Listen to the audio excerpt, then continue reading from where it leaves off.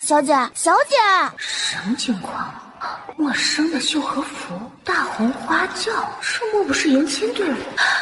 我一个医读双绝的玄学大佬，竟然摔输了！傻呢，一边想和白月光在一起，一边又舍不得我的钱财。小姐，你就想开点吧，哪个男人会守着一个夫人过日子？花轿都已经停在侯府门口，若是这个时候使小性子闹起来了，可不好收场啊！佩兰，你怎么说话呢？侯爷就算以后要纳妾，那也是妾，哪有成婚当日就娶平妻的？传出去，我们小姐成什么了？新娘子，请下轿。双双，侯爷，宋姑娘还没有下花轿呢。你家小姐怎么回事啊？难道还要本侯亲自请她下花轿不成？侯爷，我家小姐与你早有婚约在先，在此之前，你可没有说过要娶平妻。今日2个花轿同时进门，将我们小姐置于何地？若真，你就是这么管教下人，没一点规矩。究竟是谁没规矩？林之月，你欺我在先，辱我在后，现在还好意思教训我的丫鬟？谁给你的脸？若真，今天这么多宾客在前，你不要胡闹。双双乃是平妻，进门之后，只要你愿意和睦相处，我亦不会亏待你。不必了，今天的婚事就此作罢。你说什么？这种场合，你若非要耍小性子，闹得人人都下不来台，难道你就高兴了？林之月，你能不能要点脸？2年前我们定下婚约之后，尚未成婚，你便上了战场。离开之前说不愿委屈我，所以想立下战功后风光娶我，偏又将侯府的烂摊子和老太太交给我。我看在婚约已定的份上，照顾老太太，寻遍名医，用了多少珍贵药材，这才保住老太太性命。更别说你离开侯府之前，将账上所有的银钱都拿走，就连在边关这2年，还时不时的写信过来要银子。我用我自己的身家给你一一填补，想着待你回来时定会好好待我。结果成婚之日娶平妻，拿我的银子娶别的女子进门，这就是你所谓的好好待我。林之月，你要不要脸？姐姐，你别生气，都是双双的错。即便是平妻，你与侯爷早有婚约在前，我也定是处处都听姐姐的。我是真心爱慕侯爷，当年也是因为家人不同意，这才没能和侯爷在一起。姐姐要是不愿意，我当妾也可以呀。只求你千万别生侯爷的气。双双，我怎能让你为妾？当年若不是你家人不同意，我们早就成婚了。哈，真是一出好戏呀！你做什么？2年前是你主动求娶我，又不是我非要嫁给你。我家本不愿答应，是你在我宋家跪了2天，见你一番赤诚之心，老夫人又口口声声承诺一定会待我好，我爹娘这才答应。怎么现在摆出一副我帮打鸳鸯的样子？既然你们这么情深意重，我也不好坏人姻缘，我成全你们，这婚事就此作罢。什么姐姐妹妹的，我瞧着你的年纪比我还大，怎么好意思舔着一张脸叫我姐姐？你不必苦苦嚷嚷的退而求其次，我将这侯府夫人的位置让给你，我可没有上赶着将嫁妆送给渣男一家的打算。姐姐，你如今已经20，过了婚配的年纪，要是退了婚，岂不是嫁不出去了？我的事用不着你费心，况且你年纪比我大，你都嫁得出去，我有什么可担心的？宋若真，你可想好了，今天你要是退了婚，就再也没有进侯府的机会了。谁稀罕？好，这话可是你说的，你别后悔，我们就此退婚，一别两宽。等等，就知道宋若真肯定还是舍不得。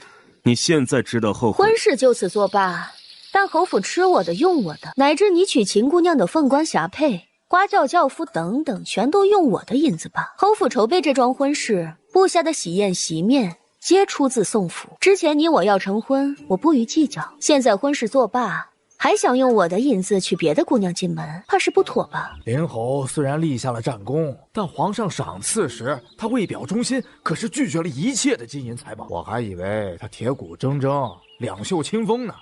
原来竟一直在花宋家的银子啊！之前是你一心要帮我，我多番推拒都没用，如今你竟要与我算这笔账。你放心，我1两银子都不会少给你。还望侯爷说到做到。沉香，去喊我三哥，让他多带点人来。是，小姐。听好了，现在就去侯府将我的东西搬出来，趁今天侯爷在，将账目通通算清楚。知月，这可怎么办呢？宋若真，你就偏要在今天搅和这场婚事。这怎么叫搅和呢？我不过是想早点将账目算明白罢了。想必秦姑娘嫁给侯爷，也不希望侯府处处是我的东西吧？你们夜里睡着我买的床，盖着我买的被面，合适吗？你这个混账！宋公子，你快住手！贱人，你算什么东西？也敢坏我妹妹的婚事？宋之玉，你打我也就罢了，凭什么打双双？你为了银子连脸面都不要，真是我的好三哥呀！妹妹别担心，你可是我们宋家的掌上明珠，岂能被这种贱人欺负？乔治这林之月也是个瞎了狗眼的，这婚我们不成也罢。来人，将我宋家的东西全部都搬走，搬不走的通通砸了。我宋家的东西他们不配。除了我带走的，侯爷还欠我800万两银子，1天之内送到我宋府，否则我便去击鼓鸣冤，与你对簿公堂。什么800万两？短短2年，侯府怎么可能会还这么多银子？侯爷莫着急，账目上每一笔都记着。此人的气运竟是比林之月还要好。上辈子宋若真一直忍气吞声，为林之月铺桥搭路，这才成就他的一世荣华。难不成他也重生了？这倒是有意思。真儿，你怎么回来了？娘，我不嫁了。什么破侯？我妹妹不嫁了。我之前瞧着林之月长得人模人样，没想到做出来的事竟如此上不得台面。成婚之日娶平妻，当我们宋家人都死了不成？啊，什么？林府怎么能这么折辱我的女儿？我们宋家哪里对不起他们？哎，娘，你别难过，今日我没嫁，你才该为我庆幸。且不说我与他早就定了亲，当年是他跪在府里求娶我，他更是大哥出生入死的兄弟，但凡是个人都不会亏待我。可他今日能做出这种事，可见他无情无义，自私凉薄。我若真嫁了他，那才是一生无望。如今老爷失踪，你大哥和二哥又接连出事，正是家族风雨飘摇之际。我本想着你嫁给林侯也能过得顺遂，真儿都是为娘害了你，竟觉得林侯是个堪托付的。此事怪不得娘，只能说林之月能装慧眼，卑鄙无耻。我苦命的女儿啊！这是反正不成婚了，东西自然要带回来。那秦双双口口声声心悦林侯，我倒要看看他舍不舍得贴补空无一物的侯府。五妹妹说得好，天涯何处无芳草，何必吊死在这棵歪脖子树上？我瞧着那林之月就不是什么好东西。我在这儿呢。五妹妹不就是退婚吗？没什么大不了的。幸好还有的治。二公子，赵家传信来了，是婉儿的信吗？五妹妹，你帮我看看。都写了什么？是不是他最近家中有事耽搁，才一直没有来看我？赵舒婉要退亲，易安是为了他才会双目失明，赵家竟然在这个时候退亲，简直忘恩负义！哎，娘，二哥，天涯何处无芳草，何必单恋一枝花？没了这个，大不了再另觅良媳。天下之大，难道还找不到吗？不行，我咽不下这口气，我要去赵家问个清楚。既然赵舒婉愿意，他们凭什么拦着不给嫁？之前他们可不是这副嘴脸。哎，三哥，别去了。三弟，别傻了。你觉得若婉儿真愿意嫁我，赵家会送这封书信来吗？他们难道不怕坏了名声？自从受伤之后，婉儿除了来看过我一次，知晓我双目失明治不好后，便一直没有再来过。我便心里有数，不过是还抱着一丝希望。如今收到这信，还有什么不明白的？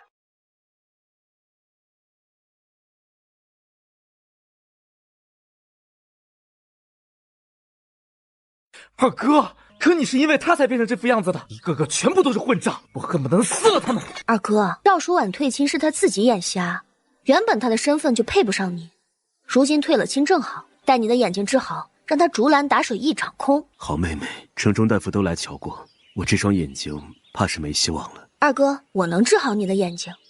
吴妹妹，二哥知道你的好意，可你自小并未学过医术，如何能治好我的病啊？我说能治便能治，你信我？好妹妹，二哥信你。二哥，你真信啊？五妹妹可从未学过医术。五妹妹高兴便好，我如今这副德行，城中大夫都瞧遍了，还有什么好怕的？我去后边瞧瞧。哎，五妹妹，等等我。四哥，后院最近可有什么变动？没有啊。比如大兴土木之类的。五妹妹，你是说最近刚填平的荷花池？荷花池可在这一块？啊，对啊。最近家里不太平，母亲一直心神不宁。前些日子听了劝，特意请了一位高人来看过风水，说是这荷花池会起淤积，毁了府里的气运，这才会接连出事。母亲觉得的确是自从有了荷花池，家里就接二连三的出事，便听了高人的话，只盼着你的婚事能顺顺利利的。没想到还是出事了。母亲是听了谁的劝？听了姨母的劝。姨母？啊，姨母前些日子来过，就因为请了这高人，又从母亲手里骗走了不少东西。这么多年早就习惯了。来人，将这里挖开！五妹妹，之前高人可是交代过的，此地填上之后，100年内都不可动，否则必有血光之灾啊！100年内不可动？哼！宋若真嘲讽一笑。那边母亲醒来之后再好好问问吧，我也想知道是哪位高人如此有能耐。我最近每经过此处，都觉得格外寒凉，方才只感觉仍在，现在却觉得美了。那边住的人是谁？是大哥。吴妹妹，你若是不舒服，就先去屋子里休息吧。今天发生了这么多事，你就别忙活了。二哥，你最近可有新得什么物件？你说的可是这手串？这手串还是林后送来的，如今婚事已退，手串也不该留着了。你说这手串是林之月送的？上次林后来府里看你时送给我，花了不少银子特意买来的。二哥若是喜欢手串，先带上我这一串吧。至于这宝贝，还是还给林之月。多谢妹妹。这可怎么办呢？不慌，要不了多久，宋若真就会哭着来求我离开我，她根本嫁不出去。之月，你这都做了什么？我之前就说过了，你要娶双双，我不阻拦，但是怎么也得让若真先过了门。这2年，如果不是若真细心的照料我，打理整个侯府，哪里会有如今的风光啊？母亲，此事实在是宋若真度量小，我又不是不娶她，不过是同时进门罢了，又不是让双双压她一头，让我下不来台，哪有半点大家闺秀的气度？这样的女人如何能当得了侯府的当家主母？娘就放心吧，我有法子治，你别担心。有法子治？对了，姨娘劝你请来的那位风水大师叫什么名字啊？如今可还在皇城？听说他最近被你姨娘请了回去，你怎么会问起此事？哦，我就是好奇问问，他不是说将荷花池填上之后就能化险为夷吗？说的也是啊，我正是担心你的婚事会受到影响，才会赶忙将荷花池填上，还是没能顺利。莫不是填的时间晚了？什么晚了？这江湖术士就是故意骗人罢了。夫人，小姐，林老太太和林后来了。他们还来做什么？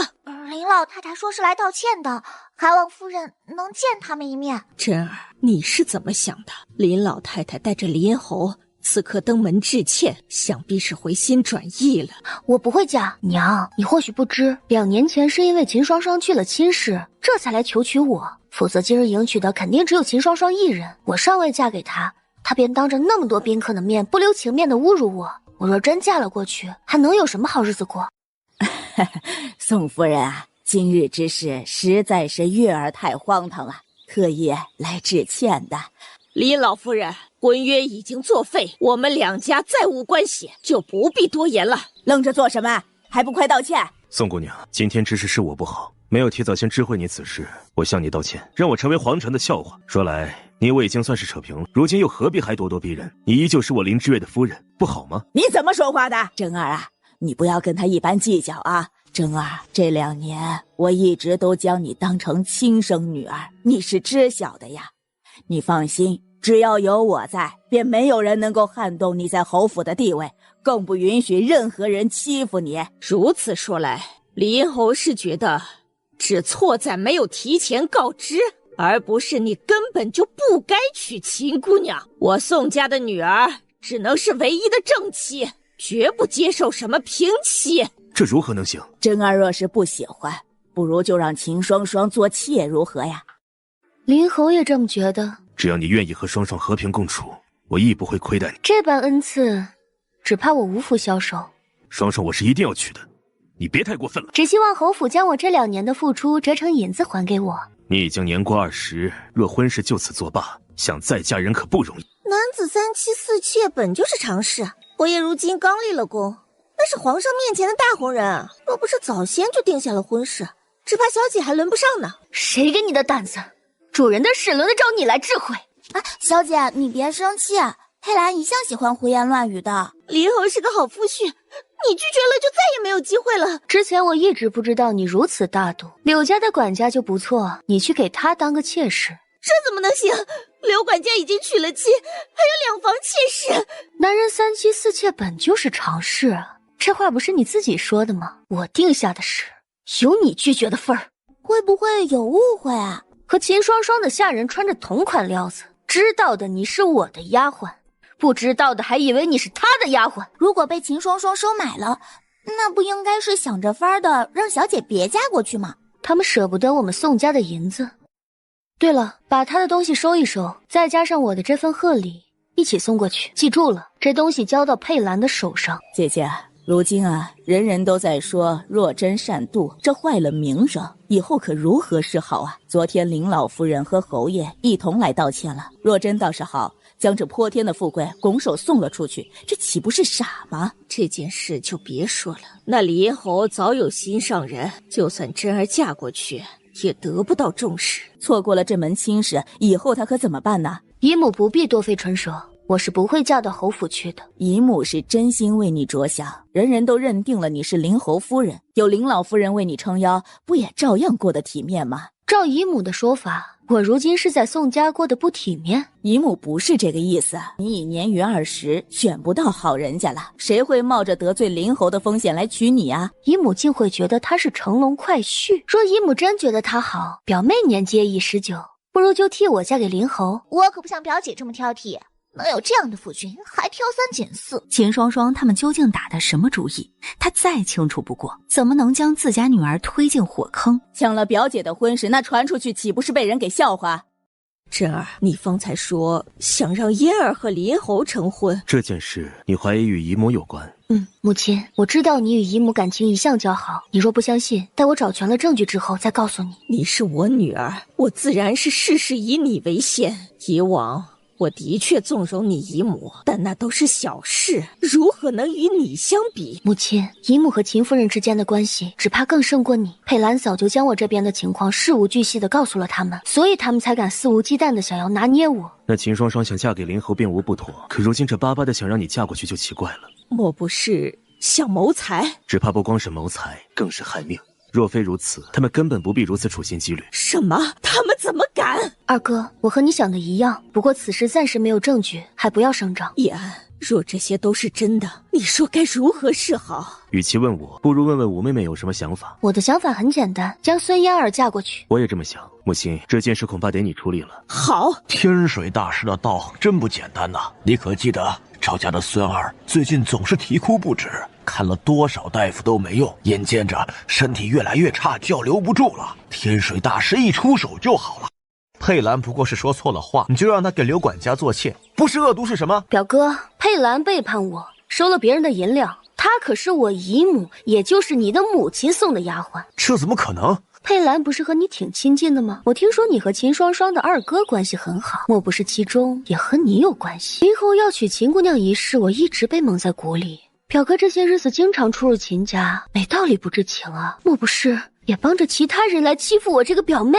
孙汉飞，你好歹也是表哥，怎么能这么待她？宋姑娘污蔑兄长，犯了口孽，罪上积德，否则以后不会有好下场的。天水大师，你快帮我作证，他故意冤枉我。最近宋府接二连三的出事，和你不可谓没关系。不如你说说，和我到底有什么关系？你本是天煞孤星的命格，唯有嫁给林侯才能化解，则以你天煞孤星的命格，还会连累家人。难怪宋家最近接连出事儿，竟都是被宋若真牵连的。男人3妻4妾本就是常事嘛，好歹也是名门闺秀，连这么一点度量都没有。我爹娘都没有意见，轮得到你来品头论足？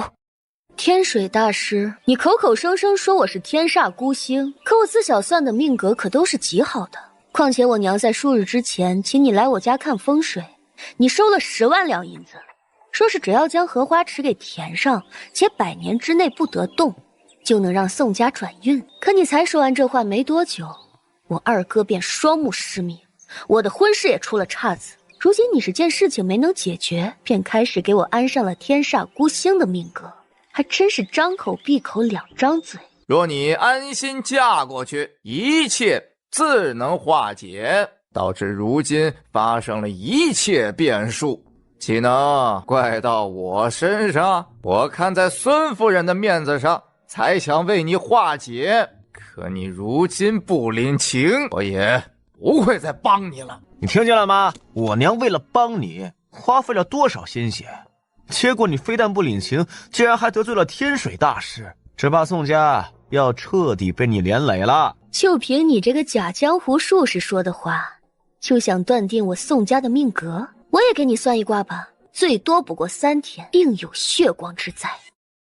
宋若真怕不是受了太大的打击，以至于胡言乱语了吧？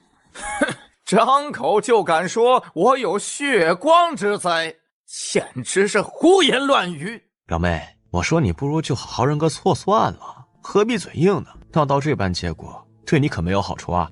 天水大师，我女儿失踪了这么多年，只求你能帮我算算，这辈子还有没有找到女儿的机会。你既说你有算命的本事，那不如我们就比一比，看谁能帮这位夫人找到她的女儿。好啊，我若赢了，你便给我磕头道歉，说出是谁指使你将污秽之物埋在我家的荷花池里。你这是在做什么？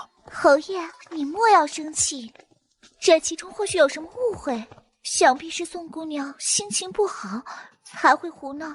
宋若真，昨天我已经向你道歉，是你不愿和我成婚，为什么现在还要往双双身上泼脏水？我和天水大师比试，和秦双双有什么关系？林侯怕不是脑子被门挤了，什么事情都要来掺和上一脚，来找存在感？你明知道天水大师是双双请回来的，你偏要找他麻烦，不是污蔑双双又是什么？天水大师给宋家算风水，为的是帮你们转运，可你倒好，说他往你家埋污秽之物，这岂止是脏水，简直是污蔑。我明白宋姑娘是因为我出现在侯爷身边不满，不过我真没有害你的心思，还望你能相信我，我是想同你和平共处的。原来天水大师是秦姑娘请来的，你分明早就知道，还在这装什么呀？我装不装和你有什么关系啊？用得着你来指手画脚？照你的说法，你林侯夸赞过的店铺，他秦双双吃过的点心，我还不能说半句不好了，否则就成了我刻意找你们的麻烦。今日之前，我连秦双双在不在皇城都不知道，要找麻烦我直接就去找他了，犯得着来找一个江湖骗子？你说谁是江湖骗子？这可是污蔑！天水大师乃是双双请来有真本事的人，你这般污蔑实在是太过分了。林侯，你手上的珠串怎么不带着？秦姑娘这么精心挑选的手串，价值不菲，莫不是知道这东西不好，所以才不带？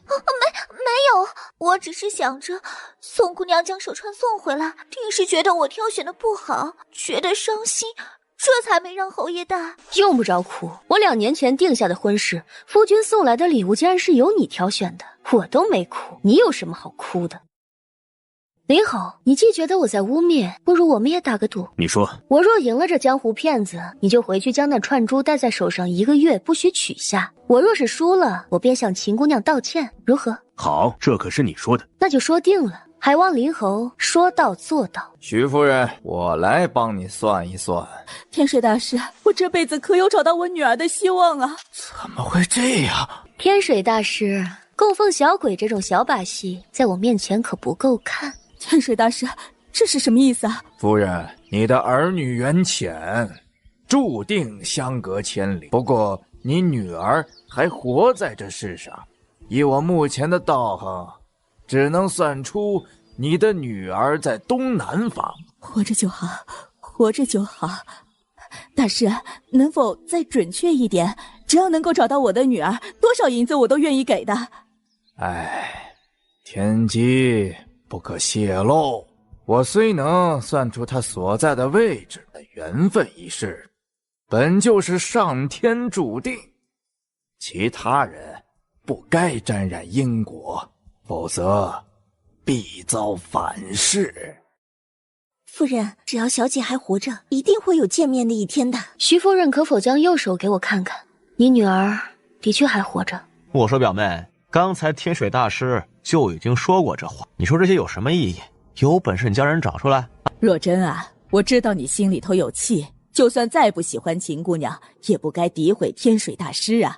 继续这么闹下去，丢的可是整个宋家的脸面呐。就算我真的丢宋家的脸面，也与你无关。反倒是姨母尚未清楚结果，就在这口口声声说我污蔑。我之前还不明白表哥为什么胳膊肘往外拐，原来都是跟姨母学的呀。宋姑娘，你不喜欢我也就罢了，孙夫人是你的姨母，你怎么能这般说话？之前指点我前未婚夫送礼，如今又来教我做人。你这么会大道理，怎么没人教过你不要勾引有未婚妻的男人？你也打算教育我做人呢？照宋姑娘的意思，莫不是可以找到徐姑娘？自然。你说的是真的吗？啊，只要你能够帮我找到女儿，这份大恩大德我一定记得。你根本不懂，怎能乱说？你难道不知道徐夫人为了寻找徐姑娘费了多少心血？因为一己之私而让别人伤心，你简直丧心病狂。宋姑娘，徐姑娘怎么可能会在这里呀？林侯，宋姑娘还没说，你怎知她说的就不对？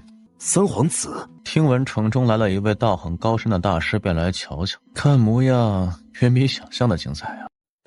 楚王，让你见笑了。我这表妹啊，就是气昏了头。王爷今日前来，莫不是找天水大师？王爷，这姑娘就是仗着出身不凡，故意来砸场子的。她这般胡言乱语，犯了口忌，定会口舌生疮，付出代价。不知您要找我算什么呢？说一套做一套，嘴里应该很疼吧？我才不会！遭报应了。本王倒是觉得宋姑娘说的十分有理。她既说能找到许姑娘，你们一个个的在这阻挠什么？是真是假，一看便知。宋姑娘，你说我女儿就在这儿，她究竟是在哪儿啊？你女儿就是她。你女儿身上有胎记，不如趁此机会辨认一二。我女儿左腰有一颗痣，夫人，我也不知道。宋姑娘，真是谢谢你，我终于找到我的女儿了。多谢宋姑娘，我一直以为我是一个孤儿，没想到我还有这么好的爹娘。之前我就觉得这丫鬟和徐夫人长得有些相似，没想到竟是亲生母女啊！宋姑娘说的也太准了，要不是有她，徐夫人听天水大师所说的话，还不知道要去东南方找到什么时候呢。这不是胡言乱语，故意害人吗？现在可以证明他是江湖骗子了。可我的孙儿前阵子一直啼哭不已，若不是天水大师帮忙，他的情况根本不会好转呢。算一算日子，你孙儿是从哪一日开始啼哭不止的？我的孙儿大约在7日前就啼哭不已，天水大师好像就是这个时候来的皇城。你孙儿在啼哭之前，可有人送了什么东西？的确有人送了一块玉佩给我孙儿，说这玉佩开了光，便挂在了他的脖子上。从第2天开始，孩子就啼哭不已，直到前2日，天水大师给了我们另一块玉佩，情况这才好转。不过之前的那一块倒是不知所踪了。他都是胡说的。胡说？不如说说你藏着这东西的来历。这就是前几日我孙儿带在身上的玉佩。你这混蛋，竟敢害我孙儿！好你个骗子！现在证明我不是胡言乱语了，还望灵侯说到做到。不过一个手串罢了，我从不信鬼神之说，带着就带着，难道还真能左右我不成？拭目以待。宋姑娘，你既知道这东西不好，却还要侯爷一直带在身上，岂不是故意害人？说来，秦姑娘是不是欠我一句道歉呀？这可是你请回来的大师，有心思在这里质问我，难道不该向这些被你连累的人道个歉？侯爷，我要是知道他是这样的人，绝不会将他请回来。双双并非有意，你何必这么咄咄逼人？我咄咄逼人？在场这么多人被害，如今灵侯轻飘飘的一句并非有意，就将这一切随意结果，你有什么资格说这种话呀？这狗屁的大师骗了我们这么多人，如果不是秦双双请回来，我们又怎么会被骗？自己眼睛不好就算了，还要带这样的祸害回来，害得我们这么惨。灵侯怕不是也被这女人用了乱七八糟的手段拴住了，否则怎么会鬼迷心窍，放着这么好的宋姑娘不娶，非要娶这个女人呢？这就是你的目的，让所有人都指责双双，败坏她的名声。我知道我与双双情投意合的确伤了你的心，但我也承诺娶你进门并不会亏待你。可你这样处心积虑、步步为营的欺负双双，当真是太过恶毒。骗子是秦姑娘请来的，又不是我让她请的。照你的说法，我就应该眼睁睁地看着这江湖术士坑骗大家一言不发，否则我便是针对他。我倒是想问问他，让这江湖术士去我家埋下祸患，又害我二哥双目失明，难道不是处心积虑地针对我？在昨日之前，我可是根本就不知道这位秦姑娘和林侯你的关系，反倒是他早就知晓我的存在。当然，他的确处处不如我。说得好，以往只以为宋姑娘身居闺阁，倒是不知竟有如此口才和本事，着实让本王刮目相看。林侯愿赌服输，你这手串便好生带着。本王觉得你若是个男人，便好生道歉。口口声声污蔑一个姑娘家，不是侯爷该有的风范。方才是我误会了，抱歉。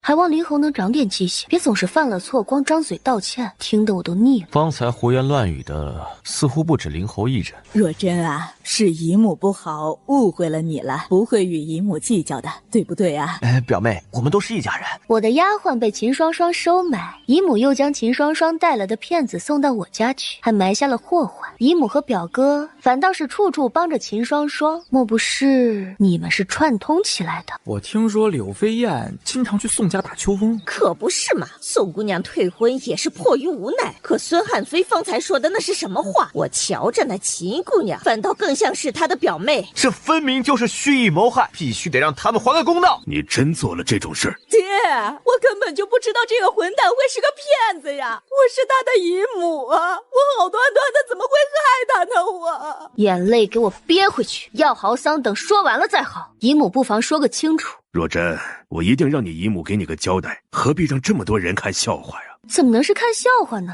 自然得让大家都了解真相，我这可是真心为了姨母好呀。还请王爷做个见证。自然。说吧，究竟是谁收买了你？与夫人和秦姑娘无关，我不是被他们收买的。行，那就拖出去乱棍打死吧。王鲁，你去盯着，打死之后扔去乱葬岗。是，小姐。王爷，宋姑娘没能问出来，就将人乱棍打死，岂不是死无对证？未必。小姐，我说，求你饶我一命啊！是夫人去请假的时候，秦姑娘身边的丫鬟来收买我的。我好端端的收买她做什么？你若是不喜欢，大不了我离开侯爷。何必这样污蔑我？双双怎么能因为污蔑就离开我？为了让双双离开，你居然用这么下作的手段！不论如何，本侯都不会让双双离开。你那侯府我不感兴趣，你们感情好还非得将我娶回去做个见证。秦姑娘也真是好笑，我都主动退婚了，你还在这里委委屈屈的求我回去，莫不是侯府如今亏空，便盼着我这个冤大头嫁过去，你们便能吃我的喝我的，两全其美了。我之前实在是不明白秦双双有什么理由请宋若真回去，原来是为了银子呀！胡言乱语，我不过是看着婚约才会如此。双双一直不希望我做背信弃义之人，你怎能如此污蔑我们？你若真的在乎这婚约，就不会将易家托付给我之后和别的姑娘厮混。要想自救，就自己拿出证据来。我有证据，秦姑娘的丫鬟兰芝给了我一块玉佩，还说他们几个贴身丫鬟都有，以后只要我将玉佩拿出来，秦家便知我是自己人。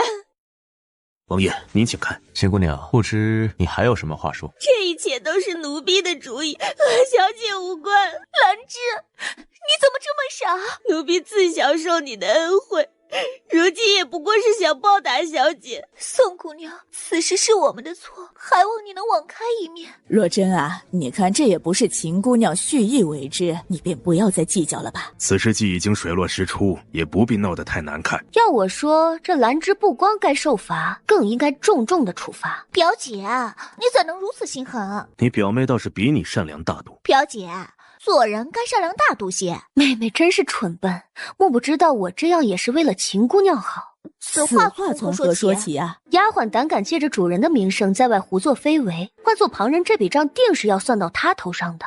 如今只是收买，并未酿成恶果。若他日杀人放火，秦姑娘岂不是也被牵连？宋姑娘管着宋家那么多人，果然看得长远。带下去，乱棍打死。小姐救我！宋姑娘，你的婢女打算如何处置？本就是姨母买回去的人，该怎么处置，便由姨母做主。林侯、秦姑娘一同移步去宋府吧。亲眼看着东西挖出来，我也不至于再被泼脏水。诗月，我们真要去？既然闯出祸来，自然要解决的。往后你做事要谨慎些，今日若不是被拆穿，只怕以后会连累更多人。我以后一定事事小心的。娘，我陪你一起去看看。若他们敢欺负我妹妹，我便打死他们。三弟，先去看看再说。见过楚王。今日本王叨扰了。王鲁，还不快点跪下！天水大师，母亲，此人是江湖骗子，不光不能帮人改善风水，反倒只会刻意害人。而此人居心之毒，更是在荷花池里埋下煞气之物，蓄意破坏我家的风水。这江湖骗子是秦姑娘千里迢迢特意请回来的，现在是带他来将东西挖出来的。他是骗子，还不快去将东西找出来！小妹，他既是骗子，那他埋的东西有用吗？他是靠着养小鬼才能说中很多事，没有真正替人消灾解难的本事，害人倒是有一手。我们家的风水原本还不错，可他埋下的东西煞气堆积，积了血煞。那你的婚事，你二哥如今变成这般模样，是不是也和此事有关？母亲，现在尽快解决，还有转圜的余地。秦姑娘，你抢了我女儿的婚事，我宋家没有与你过多计较，你竟然还在背后使这种阴毒的手段。宋夫人，双双也是被骗了，并非蓄意为之。我打死你这个不要脸的！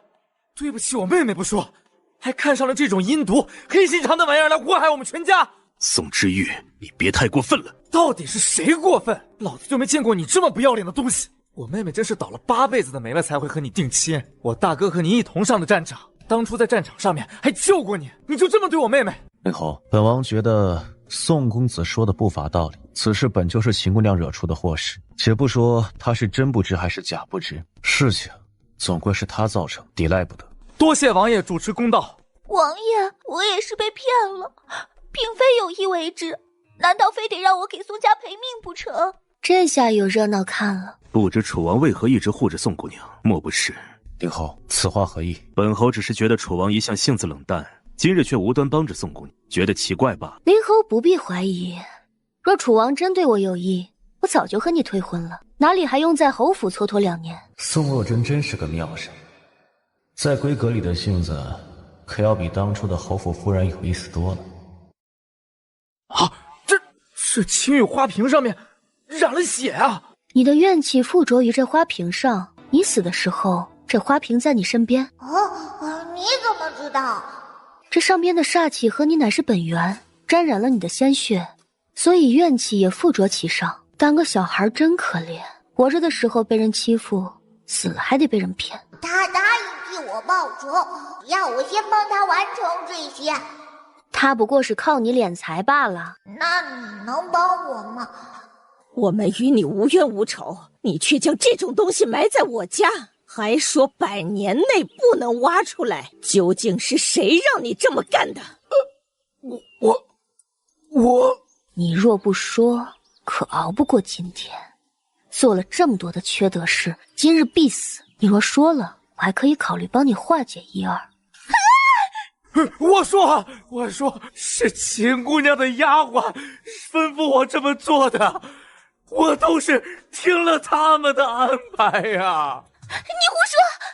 我是收了秦姑娘给的银子才这么做的，一定是秦姑娘想嫁给侯爷，知晓了你与侯爷定了婚约，心有不甘，这才想毁了宋家的气运。我不过是个小喽啰，我哪里敢不听啊？放我一条生路吧！秦双双，这女人竟如此恶毒，抢了我妹妹的夫君不够，还要害我们整个宋家。宋之玉，动手打女子可并非君子所为，敢欺负我家里人，我管他是男是女。来人，去报官。侯爷，救救我，绝不能报官！林侯，我劝你别开口，做错了事本就该付出代价，除非你要用权势来压我们。既然出了事，秉公办理便好。赵大人，此事林侯不如也随在下走一趟。赵大人说的有理，还请赵大人还我们一个公道。真儿，没想到秦双双如此狠毒，此次让他吃个教训。不过今日之事闹得不小，只怕柳家那边也不会消停。母亲，不如去称病2日，免得麻烦。母亲，我觉得妹妹说的有理。王爷若不来，今日只怕没有那么容易解决。我去一趟秦家，干脆闹上一通，明天回来称病也多个由头。母亲只是被柳家欺负惯了，外祖外祖母从不给她撑腰，可在外边一向有爹撑腰，只是不知道爹还能不能回来。爹还活着。如烟，你怎么来了？师父，秦家实在不做人啊！夫君还没有回来，他们便想害死我们所有人。看来这里不需要我出手了。小姐，对不起，对不起。无妨，这是10两银子，换你一双鞋如何？我这鞋子这么破，哪能用10两银子来换啊？我说值就值。既然撞见了，不如就结个善缘。多谢小姐。你要这么破的鞋子做什么？自然有用。既然这么喜欢换命，那便和乞丐换吧。三皇兄，你今日去哪里了？让我一阵好找。找我有事。姨母明日在云水湖边举办赏樱宴，母后特意让我来告知你。三哥啊，你的婚事都快成为母后的心病了。不去。哎呀，父皇下了令，你必须得去。父皇何至于为这点小事下旨？只要你没去，圣旨很快就会送到王府来的。三皇兄，这次我也帮不了你了。算命的说了，我这2日不能靠近湖，否则恐有性命之忧。三哥啊，你一向不信这些的，如今为了不去与姑娘相看，连这种幌子都扯出来了。你就这么说。吴妹妹，你昨天说大哥有寻死的想法，可是真的？我算过了，大哥这2日不会自尽，我先回去了。这2日不会自尽，岂不是意味着之后会？吴妹妹也太随意了吧。这是谁家的美人儿？不知是谁家的姑娘。皇兄，我知道你一向不近女色，我便先行一步了。等等，一起去。宋姑娘刚退婚便来参加赏樱宴，如今宋姑娘年逾20，自是着急相看。林侯若是觉得对不住我，不如多做些赔偿。退婚当日欠我的800万两银子，如今已是第3日了，莫不是非得我去顺天府状告才行？女子该温婉大度才是，你这般小人得志的嘴脸，实在是让人恶心。总比有的人占尽便宜还泼脏水强。若林侯今日不还我，待会儿我便去一趟顺天府，免得秦姑娘一人在牢房中待着寂寞。你不是挺聪明的吗？为什么会喜欢这种人？我母亲说了，男子最重要的便是担当2字。家伙看起来可不像。你娘还教你这些？那当然。那就当你我之前都瞎了眼。青梅，北羽还没找到吗？此事都怪我不好，若不是我提出带北羽一同回去省亲，如今他还平安。嫂嫂成天睡不着觉，我担心他会出事儿，这才喊来散散心。可是他似乎更难过了。此事不怪你，北羽那孩子向来顽皮，遇到人牙子拐走，谁能料想得到啊？此事终究是我的错。如果不是林氏管教过于严苛，孩子也不会不愿留在家。夫人，你也是一心为了小公子好，小公子定是明白的。夫人，萧公子并未怪过你，他托我将此物给你。你认得北羽？见过。好了，母亲，大不了在我回去后还是用功读书，不让你失望。是北羽的字。姑娘，你在何处见过北羽？求求你告诉我，不论要什么谢礼，我都愿意给。我的确知道。姑娘，北羽在哪儿？表姐啊，你最近一直待在皇城，从未离开，你如何会知晓？我们与你无冤无仇的，你怎能以一己之私在这种时候诓骗我嫂嫂呀？夫人，还请一步一叙，给我1万两银子，我便助你与董北羽见最后一面。宋姑娘，你再这般……宋姑娘是有能耐之人，本王见识过她的本事，不妨看看再说。楚王，你终于来了。今日若是还不来，姨母我可要生气了。姨母相邀，自然得来。竟有姑娘家会玄学之术。你既有本事，不如你替我算算，我何时会有孩子？陆夫人只需今日回去和夫君在一起，下个月便会有好消息。什么最后一面啊？你这分明就是骗银子，咒北羽出事呢。夜里点燃此香睡觉，便能见到小公子。看在小公子与我有交情的份上，奉劝夫人一句，提防身边人。我明白，若你所说的都是真的，我改日一定上门道谢。夫人不必如此，我也只是见小公子可怜，节哀。你说的是真的吗？我今晚能见到我娘？今天夜里你可入梦与你母亲说清一切冤屈，不过今夜过后，你便要安心去投胎了。多谢姐姐，我只想提醒我爹娘提防叔母，保护好哥哥姐姐。我不能陪在爹娘身边，至少还有哥哥姐姐在。宋姑娘，借一步说话。徐夫人，你这是做什么？快起来！宋夫人，多亏了你女儿，否则我这辈子怕是都糊里糊涂的，连老天爷将女儿送回到我面前我都不知道啊！请里边坐。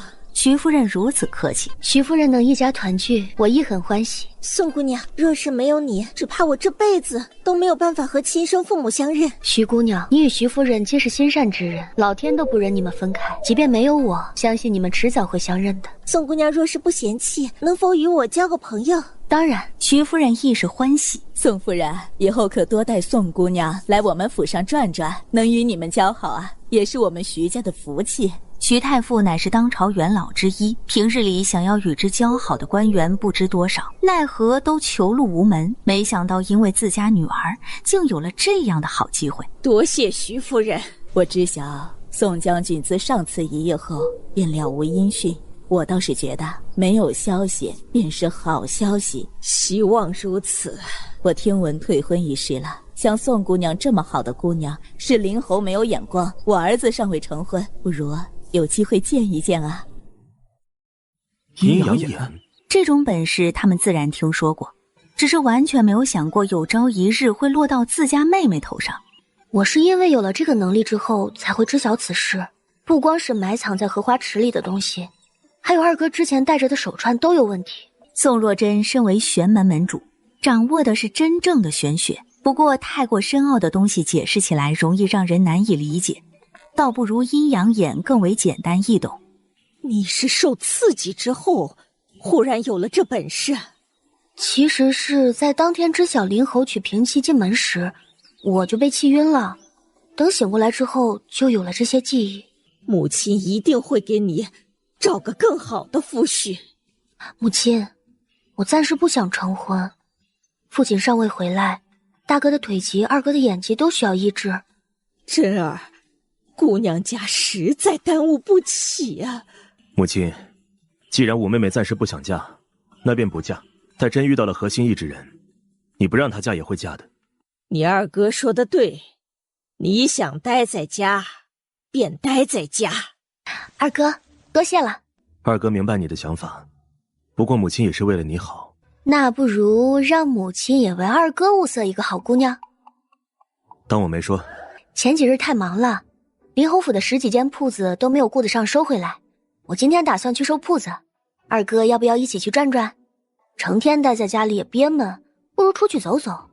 我需要的药材今天应该就能到了，等东西齐了，我就为二哥医治眼睛。三弟一起去，我看不见，你又是个姑娘家，有三弟陪同更安心些。五妹妹，你这是要出去打架？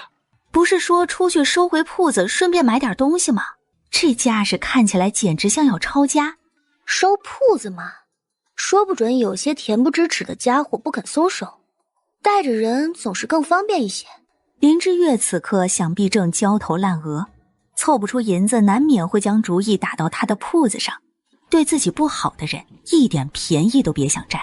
林管家，我家小姐前几日就派人说了，从此与林侯府再无关系，所有的账目银钱都归宋家所有。你别说是要银子了，赊账也断然不可。宋掌柜，这2年前铺子的账目一直都送到我们府上，夹杂的东西岂是轻易就能说清楚的？况且这铺面本就是我们林府的，宋姑娘只是让你来帮我们打理，如今就算退清了，铺子也是我们的，该走的是你们才是。林管家趾高气昂地扬着脑袋，你们现在就走，所有的东西都不许拿，否则便是偷。这别太过分了，地契在我们手上，这就是我们林家的东西，你现在就带着你们的人赶紧滚。谁说铺子里都是你们林家的东西？小姐，他们实在信任太深，铺子里的货物全部都是我们的。宋玉憋屈道：宋姑娘，前2日该带走的东西你都带走了，这铺子本就是我们侯府的，地契也在我们手里，现在让你们的人离开没问题吧？没问题。枉我自诩不凡，却被亲近之人耍得团团转，都是我识人不明，是我的报应。二哥，别说这种话。宋若真握着宋逸安的手，畜生本就不配为人，如何能以人的道理度之？赵淑婉配不上你，退婚是她的损失。若这样的女人真成了我二嫂，那才是老天瞎了眼。你说的对，我非得要将这一切拆穿，昭告天下去。自然不能让他们逍遥快活。兄妹3人撞破奸情后，也没了用饭的心思。赵淑婉和秦向恒实在太过恶心，怕是要不了多久就得来找宋逸安哭诉了。秦向恒是不是秦双双的哥哥？不错，他的确是秦将军的儿子。这兄妹俩怕不是串通好的吧？岂会有这么巧的事？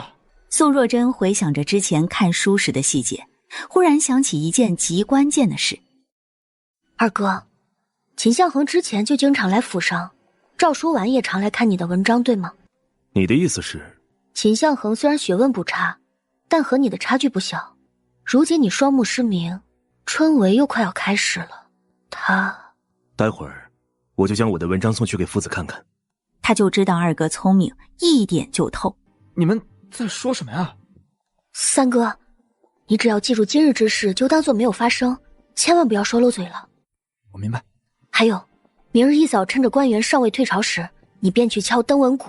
害了他们宋家的人，他会一个个收拾，谁都别想好过。4日，母亲，短短2年，府里怎么会花了这么多银子呀？这难道还怪我不成啊？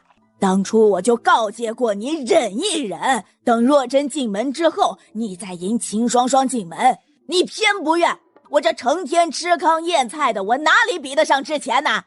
你怎么能签下这样的字据啊？现在别说是铺子里的东西，只怕铺子都得被他们要回去。若不是你招惹了他，这些全部都是我们的，他难道还会要回去啊？母亲，我和双双已经成婚，我也断不会娶宋若真。这种话您以后就别再说了。双双一直待在牢里也不是办法，您想办法帮我凑够10万两，我去向他赎出来。他知道老太太手里肯定还有银子。那小贱人自己做出这种上不得台面的事儿来，还要我们给银子赎，让秦家自己想办法去。双双如今是我们林家的人了。侯爷，不好了，宋家三公子敲了登闻鼓，皇上传你进宫啊！你说什么？皇上已经知道了？听说原本是要下朝了，宋之玉忽然敲响登闻鼓，然后就被宣进殿了。侯爷，传旨太监就在门外，怕是耽搁不得。哎呀，儿啊，这可如何是好啊？这皇宫殿内，林侯竟欠了你们800万两银子。没想到两袖清风是假，竟是恬不知耻的花着宋家的银子。皇上，草民说的句句属实，还有林侯前几日立下的字据。大太监将字据呈给皇上，皇上看清上边所写的内容后，脸色阴沉的几乎能滴出水来。微臣见过皇上。哼，林侯做的好事都闹到殿前来了，你倒是跟朕说说，你打算如何处理啊？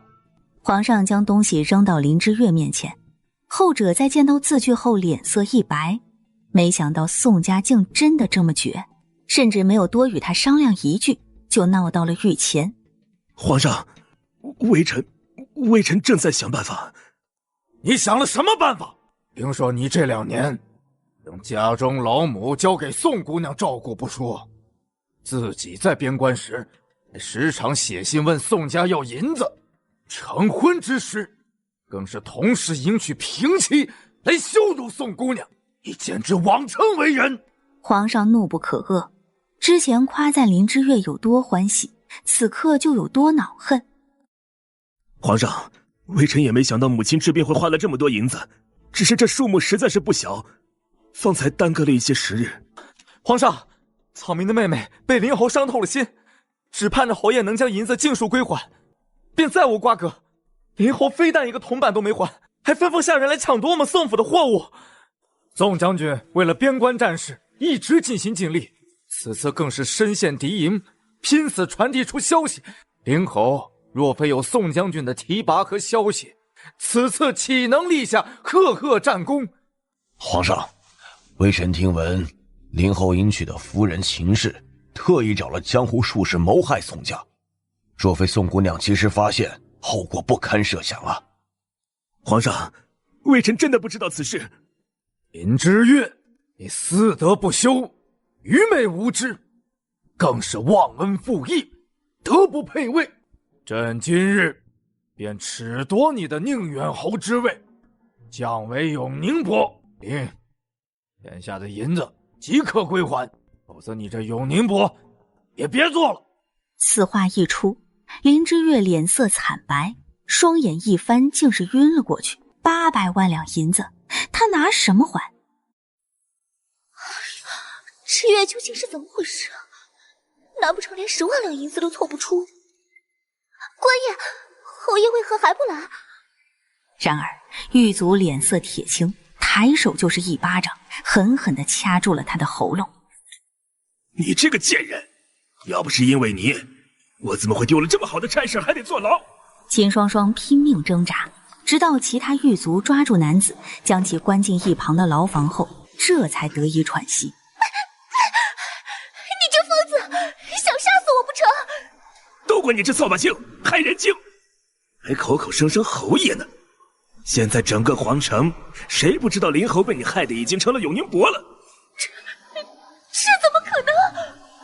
宋若真几人听闻这消息，可谓大快人心。皇上说，此次让你受到了委屈，这些赏赐都是给你的，定不会让人欺负我们宋府。这都是皇上赏给你的，你多做几身好看的衣裳。皇上送了这么多，母亲多挑一些，剩下的我再做衣裳也足够了。好，母亲知道你孝顺，见柳如烟离开，宋若真转眸看向宋逸安：“二哥，药材都送来了，我去为你治眼睛吧。”好。五妹妹，二哥身子比较虚弱，你要是想练手，要不还是在我身上练吧，我皮糙肉厚的，不怕针扎。杨哥哥！忽的一道渲然欲泣的声音传来：“杨哥哥，你是不是还在怪我和你退婚？”女子走上前，抓住了宋逸安的衣袖，那张清秀的面容此刻满是委屈。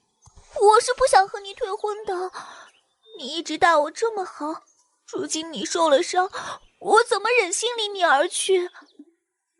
是啊，我也想问你怎么忍心的。这都是我爹娘的意思，他们也是一心为了我好。这几日我一直被关在府上，直到今天才有机会来见你们。你是我的好朋友，你定是能明白我的苦楚的。我不明白。我一直将你当成至交好友，如今我没机会做你的嫂嫂，我也很难过。为什么你们都要责怪我？赵淑婉，自你退婚后，我们宋家可有说过半个字？我二哥是为了救你才双目失明的，但凡有良心的人都不会在这种时候选择退婚。我们家不喜欢和忘恩负义之辈打交道，你也别来哭哭啼啼的碍了我二哥的眼。有的人恬不知耻，刚退婚就想和别人订婚。赵姑娘定不是这样的人。是啊，我定是做不出这种事来。二哥，我们回屋吧。哎，赵姑娘，你哭也哭完了，还有什么事吗？一切都与想象中不同。可今日他来找宋逸安有要事。若真，你能不能让我单独和他说两句？五妹妹，便让我今日和他做个了断。好。杨哥哥，若我能有选择，我一定不会和你退婚。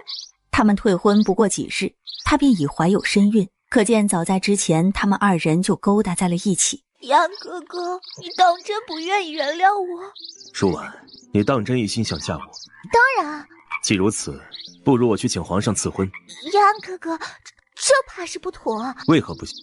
我爹娘一向待我如珠如宝，实在不想再伤了他们的心，只能对不起你。那你还来做什么？为何事情和计划中的完全不同？我家人要将我嫁给别人，你回去吧，以后便不要再来了。杨哥哥，还望赵姑娘称我为宋公子。我之前有东西落在了你屋里，我能不能去拿回来啊？向恒哥哥千叮万嘱，让他此次来了宋家，一定要将宋逸安前阵子写的文章带回去。见男子就待在屋外，并未随着自己进来，这蠢货活该给向恒哥哥做垫脚石。吴妹妹，你猜的没错，赵淑婉进了我的书房。公子，一切如你所言，有几篇文章不见了。昨日宋逸安回来后，就清点了文章数量，让墨雨将其中最出众的几篇文章送去给了夫子。今日赵淑婉偷走，正巧进了他设的局，要不了多久便会得意洋洋的来吹牛，不知道被拆穿时，他们是否还能情比金坚？赵淑婉刚走出宋家没多远，就被秦向恒急匆匆地拉进了小巷里。我让你拿的东西可拿到了？放心吧，待我此次春闱脱颖而出，便让整个皇城的人都知道我的本事。向恒哥哥，我就知道你最厉害，东西都拿出来了，那你什么时候娶我啊？待我中选之后便娶你回家，不如你先让我……你轻点儿，我肚子里还有你的孩子呢。快来吧。二哥，再过不久便是春闱了，你可不能错过这个好机会，定要在春闱之前治好才行。吴妹妹，这段时日城中的大夫几乎都要瞧遍了，就连宫中的太医也来看过，都说无药可医。二哥放心，别人治不了，我治得了。一根根银针便精准地刺入头部穴道中，宋逸安只觉得脑袋传来一阵钝痛，攥紧了双手，一声不吭。二哥，你忍一忍，过程比较疼。五妹妹，你没事吧？怎么五妹妹看起来好像比二哥还严重？没事。墨雨，你按照这方子上所写的法子，将药材研磨成糊状，抹在纱布上，夜里我二哥休息时便敷在其眼部。是，小姐。沉香，我让你提前准备的汤药可准备好了？小姐，已经熬好了。二哥，你喝了药便睡上一觉，这病不是一朝一夕便能治好的，我还得给你多施几次针。吴妹妹，你千万别累着自己了。直到宋若真离开，宋之玉这才忍不住开口：二哥，你感觉如何了？我方才瞧着五妹妹失真实在是太吓人。吴妹妹说受了刺激之后，脑海中便多了许多知识，她不会害我。方才医治的过程虽然疼，可此刻我竟然觉得脑袋颇为轻松，不似之前昏昏沉沉的。要是五妹妹真能治好你的眼疾，此次春闱你便有机会被选上了。希望如此。侯府则是一片混乱，这现在可怎么办好啊？刚得的宁远侯之位没了，这光宗耀祖的机会就这样被你给糟蹋了。母亲，这全都要怪你！如果不是你让我和宋若真定亲，又怎么会变成这样？若没有宋将军提拔你，你在军中岂能这么快的崭露头角啊？你如今竟然是怪我了！母亲，我是受了刺激才胡言乱语，你莫要放在心上。可这800万两银子，你一定要帮帮我，否则我连这伯爵之位也都保不住了呀！800万两银子呀，便是将整个侯府卖了都不够的。你如今是秦将军的女婿，总不能眼睁睁的看着你还不上银子，丢了爵位吧？你之所以会丢了侯爵之位，那都要怪秦双双，这银子必须得他们出。对，我得去找秦将军。可我听闻双双在秦家并不受宠，他们不答应也不行。难道他们家愿意多个被休的下堂妇？他们若是不识抬举，那谁都别想好过。便是破釜沉舟，你也得保住爵位呀，否则你如何对得起你爹的在天之灵啊？这是你让我凑的10万两银子，你且拿着去救双双。多谢母亲。皇上雷霆震怒之后，秦双双已不许探视，便是拿了银子来也无用。岳母，我方才刚去过顺天府，说是无法让双双提前出来。双双犯的不过是小错罢了，若不是被你连累，根本不必被关在官府。当初你追求双双的时候，我便不答应，偏偏双双是鬼迷了心窍，非要嫁给你。本以为你此次立功终于是有出息了，没想到转眼就被罢了公爵之位，降为了伯爵。你可知其他人都在看我们秦家的笑话呀？岳母，此事若非双双信错江湖骗子，得罪了徐太傅，又谋害宋家，事情也不会落到如此地步，岂能处处都怪我呀？说你真有能耐，他也不必如此。既然双双没回来，你来做什么？我想见岳丈。见我作甚？若是为了银子，你便断了这心思吧。岳丈，皇上让我即刻归还800万两银子，若是还不上，便罢了我的官，还请岳丈帮我一次。我将女儿嫁给你，已是你的福气，你惹出祸事，还想让我替你还银子？难道你就忍心眼睁睁地看着我被罢官？我女儿嫁给，难不成还得我秦家养着你不成？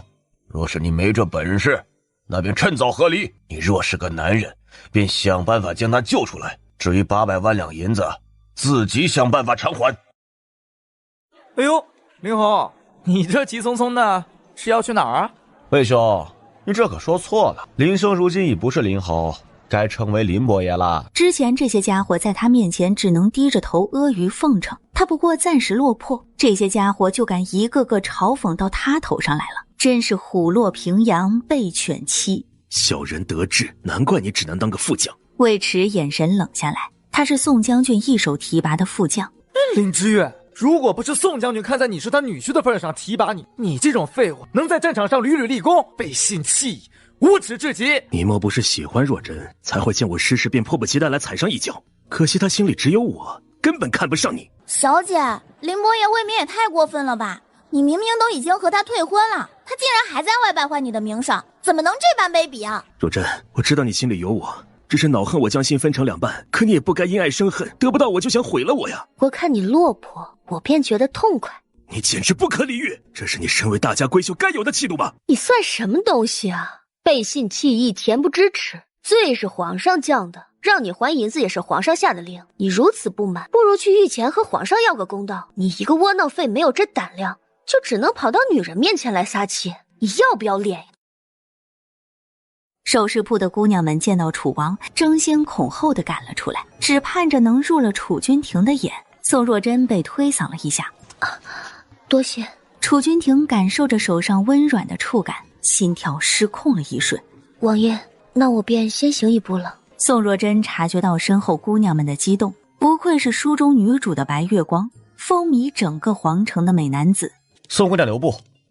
本王就说三皇兄对宋姑娘与众不同吧，平日里可曾见过他主动找姑娘说话的？王爷，您不过去瞧瞧？这独处的好机会，本王凑上去做什么呀？若是坏了三哥的好兴致，遭殃的还是本王。你还别说啊，宋姑娘花容月貌，与三皇兄倒是相配啊。只不过她倒像是对三皇兄没意思。哼，这不就有趣了？王爷还有事？本王有一事想请教，能否赏脸喝杯茶？宋若真想着到了给自家二哥斟酒的时辰。抱歉，我回去还有要事，不知王爷想问什么？上次你提醒本王不要靠近湖边，王爷没信。本王并非不信，只是不得不去。董家的事难道也是真的？董夫人很快便会回来，到时王爷自会知晓真相。王爷若心存顾虑，不如等董夫人回来。你之前帮了我，我欠你一份情，若需要我帮忙，我不会推辞。告辞。二哥，今天感觉如何？宋若真关心询问。吴妹妹，自从昨天治疗之后，今日我的眼睛竟隐隐能看到一丝光亮，哪怕只是一点，那也是希望。意料之中。二哥，你就放心吧，只要坚持治疗，你脑子里的血块消失后，眼睛便能复明。真的吗？二哥，你的满腹才华不会被辜负。徐家任亲宴，当宋若真和柳如烟抵达时，徐府热闹非凡。若真，我总算是见到你了。不过离开皇城半月，没想到发生了这么多事。我原打算去你府上找你，后来听我娘说你今日也会来参加徐家的认亲宴，便来这儿等你了。念初，你终于省亲回来了。袁念初是原主自小一起长大的闺中密友，关系密切。若真，这究竟是怎么回事啊？我听说你和林之月退了亲。若林之月还是当初我心目中的良配，是大英雄，我自然想嫁。若真，你真是太不容易了。我相信一定有人慧眼识珠，知晓你的好。宋夫人，宋姑娘，我来给诸位介绍一下。多亏了宋夫人的女儿若真，我才能顺利的找到亲生女儿。徐夫人过誉了，宋夫人还是这么谦虚。无论如何啊，若真此次都帮了大忙了，否则我还不知要寻女儿到何时呢。这位就是宋姑娘啊，不光长得花容月貌，心地也善良。没想到宋姑娘年纪轻轻，竟能看穿江湖术士的骗局。哎呀，当时我也险些受骗，多亏了宋姑娘。若真，你来了真是太好了。之前听说了你的喜好，特意从云雅居买了你喜欢的甜品果子，一会儿去尝尝。好啊。何安，这便是若真，多亏了她，我们才能找到你妹妹。若真啊，这就是我的儿子何安。宋若真看着眼前的年轻男子，只见他身穿一袭白色锦袍，身材颀长高大，气质出尘。多谢宋姑娘相助，徐某有礼了。只听母亲夸赞他花容月貌，却并未见过。今日一见，当真如仙子下凡，过目难忘。能帮忙成就一桩美事，我心中亦是欢喜。若真，我与你认识多年，都不知道你竟还有这样的本事。你是哪位？我知晓你身份比我高，你也不能因为出身比我高就看不起我呀。我不认识你便是看不起你，那岂不是在场的每个人都要认识你？否则便是人人都看不起你了。何香凝乃是赵书婉的朋友，我与若真自小一起长大，和你也不熟啊。不过我倒是记得你好像是秦双双的闺中密友。他爱慕徐和安这么久，想方设法的接近他，岂能眼睁睁的看着徐夫人撮合他和宋若真？上次赏银宴，宋若真当众挑拨董家大房和二房两位夫人的关系，更说董小公子是叔母害死的，导致董家关系决裂。宋若真简直比双双恶毒100倍，双双是无意，她却是刻意而为之啊！这是谁请来的？来人，给我赶出去！宋姑娘乃是我徐家的贵客，她帮我找到女儿是真。今天是我徐家的认亲宴，谁污蔑宋姑娘，不妨自行离开。徐夫人，我可是好意提醒你们不要被他骗，为何要赶我走？他见李银伯爷和双双两情相悦，便当众提出退婚，还狮子大开口，要李银伯爷赔偿800万两，闹到朝堂上，害得他丢官罢爵。这样的女人，你们难道就不怕搅得太夫府不得安宁吗？皇兄，宋姑娘最近是不是犯太岁了？找麻烦的一个接一个。不过这倒是英雄救美的好机会，你不去？他可不是任人欺负的性子。若是不好欺负，岂会在林家里吃这么大亏？或许是吃一堑长一智。宋若真抬手便是一巴掌。你敢打我！回应的是又一巴掌。这2巴掌是给你个教训，我退婚与否与你无关。倒是你以什么样的身份来说这样的话？知道的以为你是秦双双的好友，不知道的还以为你爱慕林之月，替他鸣不平。至于董家，若我说的是假的，自有董家来找我算账，轮不到你过问。若真，你不该动手，以后这种事让娘来。宋若真原以为柳如烟会怪自己动手，不曾想蓦地听见这话，险些笑出声来。董家来人了！这不是秦家大爷和夫人吗？这么急匆匆的冲进去，莫不是知晓宋若真在这儿，特意来找他算账的？哎呦，董夫人，你怎么来了？徐鹤安眉头不自觉地皱起，悄然迈出了一步，将宋若真挡在了身后。若真，你别担心，有我母亲和大哥在，不会有事的。还有我，宋姑娘，真是多谢你了。我真没想到许青梅会这么狠心，对秦侄儿都能下得了手。如果不是宋姑娘你告知我一切，只怕我的北羽这辈子都只能待在枯井里死不瞑目啊！哎，董夫人，你快起来。许青梅在我面前装腔作势时，我还宽慰她，若不是你点醒了我，我还不知道要糊涂到了什么时候。宋姑娘，多谢你还北羽一个公道，这份恩情我们铭记于心。许青梅这个毒妇，她生不出男孩，又觉得我二弟处处被我压了一头，她特意将北羽骗了出去，然后用花瓶将他活生生砸死，扔进了枯井里。这会儿已经将他送去了顺天府了。这实在是蛇蝎心肠。他最想害死的人是北川，只是最近我一直盯着北川的功课，他便只能先对北羽下手。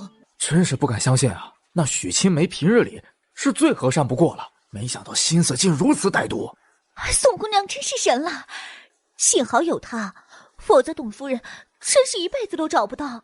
这何香凝方才口口声声说宋若真胡言乱语，如今宋若真可是还了董家小公子一个公道。何香凝真不是个东西，不清楚真相就胡言乱语，败坏宋姑娘的名声，实在可恨。何香凝，你就没有什么话好说？我没什么好说的。五弟，按照本朝律例，造谣生事该如何处置？按照律例，严重者拔了舌头。我也恕罪，实在是董家二夫人太过伪善，我们全都被骗了呀！你这姑娘年纪轻轻到官会耍手段，你若不去官府领罚，我便去何家问问究竟怎么教的女儿。嗨，何必这么麻烦呢？本王就替顺天府尹断了这案，带下去掌嘴30，以儆效尤。按照律例，便是去了顺天府也不过掌嘴20，王爷开口就变成了30。带到刚搭好的戏台子上去，那儿位置高，大家都能看见。30巴掌打完，一张脸早已肿成猪头，没脸见人的他两眼一翻装晕，不曾想根本没人理会，硬生生让他在戏曲台上躺了2个时辰。许青梅平日看起来柔柔弱弱的，没想到会是这样的蛇蝎心肠，对孩子都能下得了手。我平日里虽与他关系不亲近，也只当是性格不同，将他当成亲人，可他今日本是认亲宴的好日子，却被我打扰了，实在过意不去。宋姑娘，不知我还有没有机会见到北羽？他亲眼看到你为他报仇，怨气已散，是时候去投胎了。董夫人，别难过了，照顾好自己的身子，有些母子缘未必不能再续上。说着，宋若真看了一眼她的肚子，林迎桥愣住，只觉得宋若真这话似乎别有深意，又不知道是不是自己所猜想的这般。夫人，我们先回去吧，家中还有很多事要处理。宋夫人，宋姑娘，大恩不言谢。直到董家夫妇离开，柳如烟被徐夫人他们笑盈盈地拉到一旁吃茶去了。若真，我们也去尝尝果子吧。宋若真点头，又喊着云念初同去。徐家今天的席面做得极好，这些点心都是从有名的铺子订来的。哎，你瞧瞧这桂花酥，往日里去差人去买都要排队好久呢。听说今天直接将厨子请到家里来了。真的很好，我自小认识他时就觉得，但琴棋书画样样精通，家族的田产铺子也打理得井井有条。云姑娘，明日我和程泽打算去游湖，你要不约宋姑娘出来？哈，二哥，等今日针灸过后，你明日应该就能看清了。不过刚恢复还是少用眼，让墨雨念书给你听吧。二哥都听你的，吴妹妹，多亏有你。我可是盼着二哥春闱入选，到时候我可就扬眉吐气，有好日子过了。只要吴妹妹想要，便是天上的星星，二哥也会想办法摘来。次日一早，云念初就来了。若真，你今日可有空？我们一起去游湖可好？宋若真诧异，好端端的，怎么想去游湖啊？今日天气甚好，我省亲这阵子实在憋闷，恰好表哥要去游湖，便约上了我一起。你不是想去游湖，是想和你表哥多相处吧？啊，若真，你就别笑话我了。我总想着，或许与表哥多相处相处，他便能喜欢上我了。你说，他心里会有我吗？会的。那你可一定要帮帮我。我爹娘如今一直催着我成婚，此次我找借口回去省亲，也是为了找个由头拒绝此事。可若再继续这样下去，只怕爹娘都该恼了我。好，皇宫。哎，王兄，你瞧许鹤安那春风得意的模样，想必是着急赶去湖边赴约去吧？你真不打算去？不去。难不成真是我猜错了？三皇兄对宋姑娘并没有意思。下一刻，他忽然见到楚君庭走向了徐鹤安。徐大人，御史大人找你，私事盐商的问题尚未解决。多谢王爷，我这就去。过神呢，还是三哥够黑呀！三皇兄，我方才可没见着御史大夫和你说过话哦。盐商一事关乎朝廷，至今尚未解决，本王督促一番有何不妥？要不是知道三皇兄的真实想法，就冲着其表情，他就真信了。表哥，徐公子呢？贺安刚派人传了信，御史大夫临时找他有要事相谈，今天来不了了，托我向你们道歉。怎么这么不巧啊？若真，那我们今天还游湖吗？你不是说半个月没回来了，想去云雅居吗？啊，这半个月我可太想念云雅居的全鱼宴了。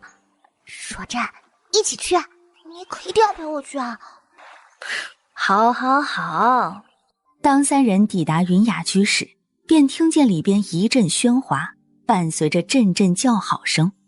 秦公子真是好才华，就冲着这文章，此次春闱，秦公子定是势在必得呀。之前大家都看走眼了，只以为宋义安是大热的才子，却是忽略了秦公子。说来啊，还是秦公子往日太低调了呀。哎，我平日里啊，一向是不在乎这些虚名的，只要有真才实学，考试上自会见真章。没想到此次文章被秦兄拿出来念给大家听了，多谢诸位的称赞，秦某受之有愧，受之有愧啊！秦兄，你这文章呢，光是我一个人看见岂不可惜啊？就该拿出来让大家都听一听，方才不浪费了这绝世才华呀。钱伟又将文章拿出来念了一番，引得路过的文人墨客皆不由得驻足倾听。宋若真三人就坐在不远处，听了个真切。秦公子的才学什么时候这么好了？这文章不像是秦相恒写出来的，倒像是易安兄的风格。宋若真自然知晓这就是自家二哥所写，原想着秦相恒想在春闱考试上一鸣惊人，没想到他竟这么沉不住气。他倒巴不得秦相恒再嚣张点，现在越是得意，真相拆穿之日便摔得越惨。姐姐，你怎么在这儿？莫不是被秦公子的才华吸引了？我听爹说大娘子有意将你嫁给秦公子，原本我还不信呢，现在看来应该是真的啦。希婉，你别胡说，我什么时候要嫁给秦公子了？那你为什么在这里？是被秦相恒的才华吸引来的？云希婉乃是云念初的庶妹，乃是云家的良妾所生，两人平日里在府上也是针锋相对。希婉妹妹，你怎么跑到这儿来了？你的秦大哥正准备作诗，你可别错过了。钱伟笑着来喊云溪婉，后者脸色瞬间变得尴尬。原来你才是为了秦向恒而来啊！你既听你娘说家族有意为你姐姐和秦向恒定亲，你特意跑来算是怎么回事啊？莫不是上赶着做妾？希婉，没想到你竟有这样的心思。虽然你娘是妾，但父亲一向待你很好，你怎么又想做妾呢？身为姐姐，我还是要劝你一句，做人正妻总是要比做妾好的，否则就连生下的孩子也一心只想做妾，这有什么好？莫不是偷来的更好？我不过是正巧来云雅居撞上罢了，姐姐何必说话这么难听啊？承泽表哥，你看姐姐，她怎么能这么看我呢？你说话好听吗？我瞧着你的秦大哥身边好像有其他姑娘了，还不快去守着，被人抢走了可如何是好？宋若真唇角微勾，视线落在不远处的赵舒婉身上，见到赵舒婉的瞬间皱起了眉。既然姐姐不喜欢我，那我就先走了。云念初吃得津津有味，另一边就更是热闹了。赵舒婉，你不是刚和宋一安退婚吗？我听说你为这件事挺伤心的，今日怎么来了呀？我与向恒哥哥认识已久，今日来有什么稀奇？我只是想着秦大哥和宋一安是好友，你刚退婚，应该避嫌才是。秦向恒正春风得意地沉浸在四周的称赞声中。赵姑娘，您怎么来了？秦大哥，想必赵姑娘只是凑巧经过，你快将你做的诗念给我们听听。是啊，快念给我们听听。随着这一声声称赞，秦向恒也顾不上赵舒婉了，直到去方便时，这才被赵舒婉拉到了一旁。向恒哥哥，你怎么能这么对我？瞧瞧你这小肚鸡肠的模样。你和那云溪婉究竟是什么关系啊？你没瞧见他方才故意针对我吗？若非你与他争执，我连他叫什么名字我都不知道。今天晚上乖乖等我去喂饱你啊！你可不许在外勾搭别的女人。哎，好。云兄，你来的正好，不如你来点评点评秦兄这篇文章写得如何？的确比他之前写的都要好。若真，我们出去等吧。就在他们从楼梯走下来时，云溪婉一不小心摔倒，情急之下拉住了云念初的手，将其一起拉倒下去。迎面端着热汤的小二撞了个正着，眼见着那热汤就要落在云念初身上，宋若真连忙出手将云念初拉到了自己身后，热汤瞬间倾倒在云溪婉身上。好险，该不会毁容吧？这女人分明是看准了机会，故意害念初。云承泽急匆匆地从2楼冲了下来。你没事吧？平日里他一向恪守礼节，从未这般触碰过他。我没事。你没事就好，走路当心一些。多亏若真拉了我一把，否则我现在怕是完了。表哥，我好疼，我的脸，我的手都好疼啊！扶二小姐去马车。是，表少爷。你请大夫去府上，不要耽搁。你没长眼睛吗？竟敢将汤泼到云姑娘身上，找死不成？掌柜，不是我不小心，是他撞到我的。云姑娘，真是对不起啊！将他给我赶出去！是，现在就滚！若真，今天真是谢谢你啊！我先和他们一起回去，改日再找你。好。当他走出来云雅居时，就见到那小二被赶了出来。掌柜，真不是我不小心，是云二姑娘绊了我。我管你怎么回事，反正你现在就给我滚！小姐，这小二可真倒霉。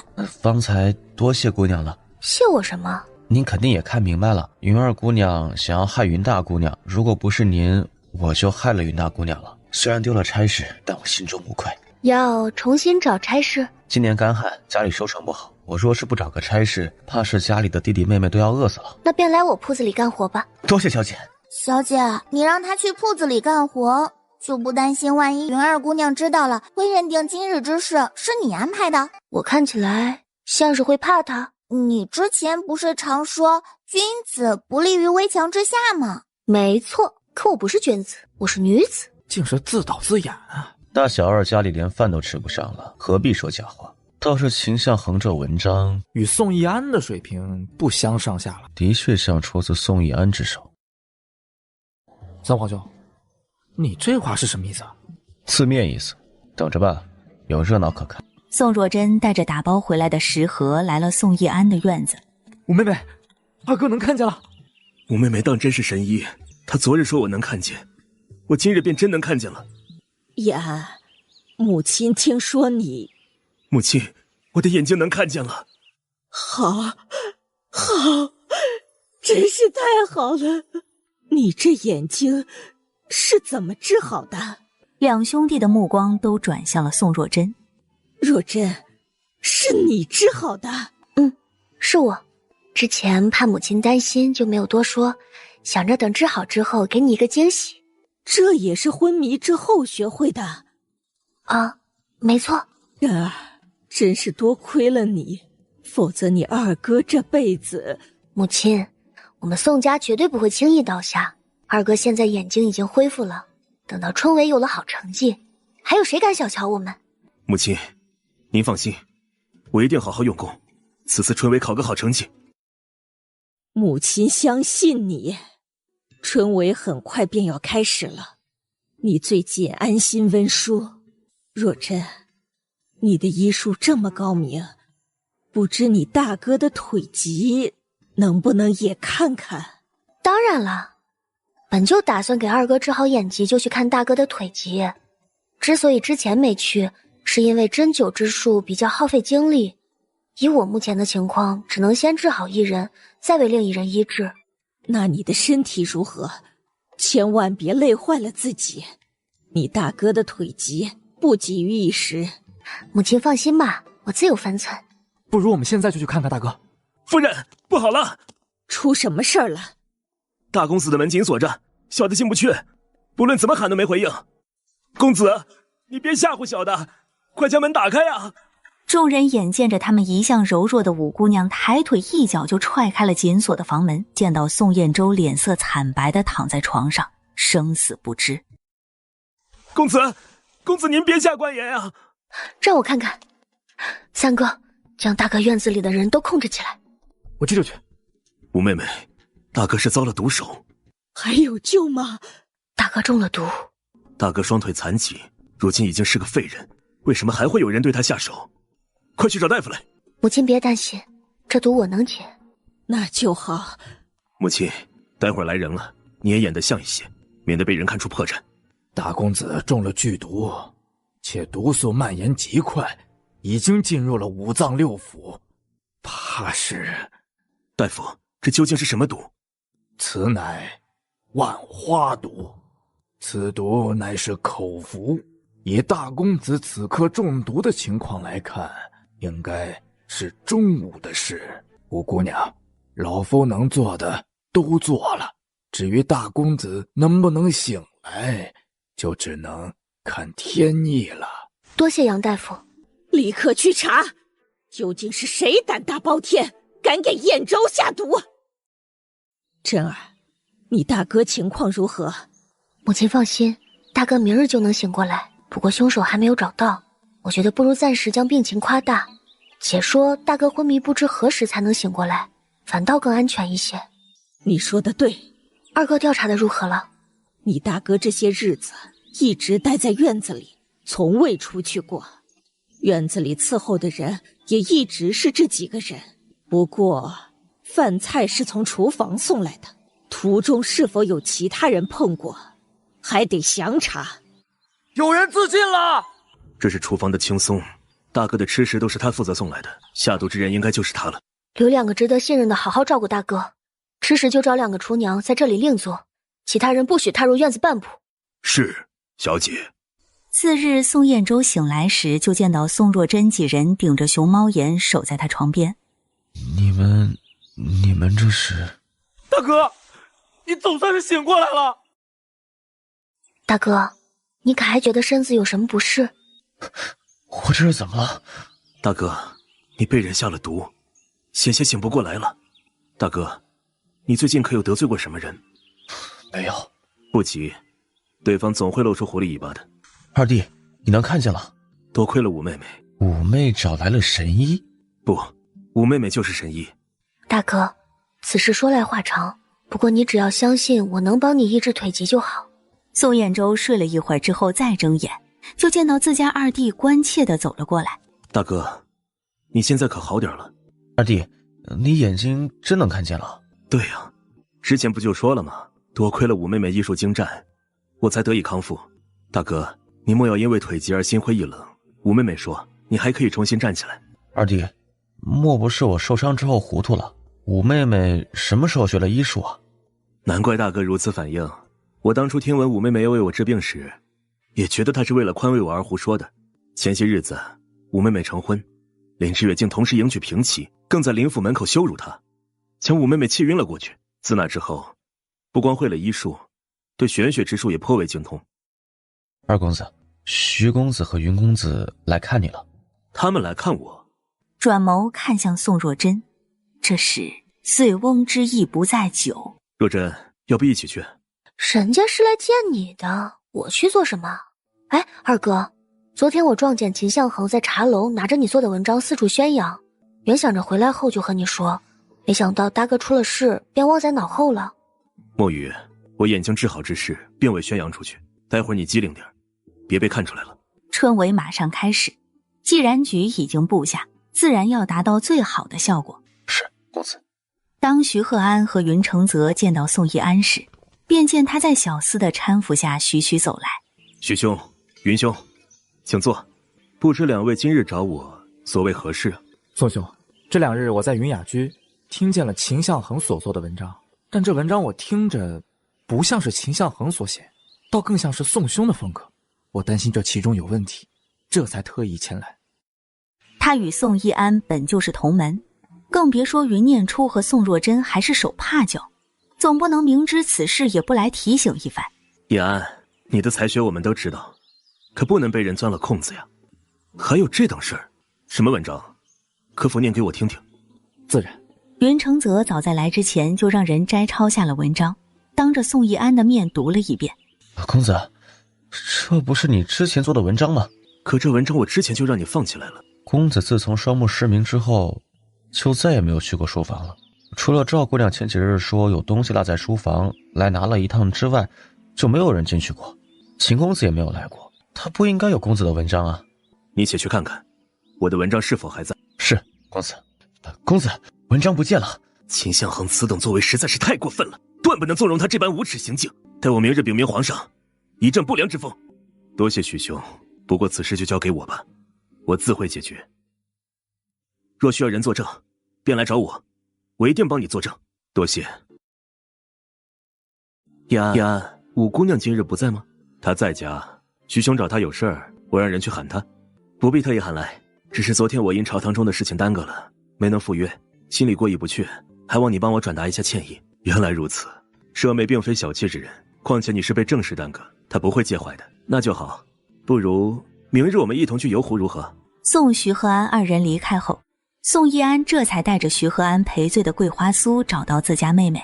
这是徐兄送给你赔罪的，说是上次失约很抱歉，特意邀请我们明日一起游湖。我答应了，你若不想去，也不必勉强，云姑娘也会同去。他是真喜欢上自家妹妹了。二哥难得有兴致，我自当奉陪。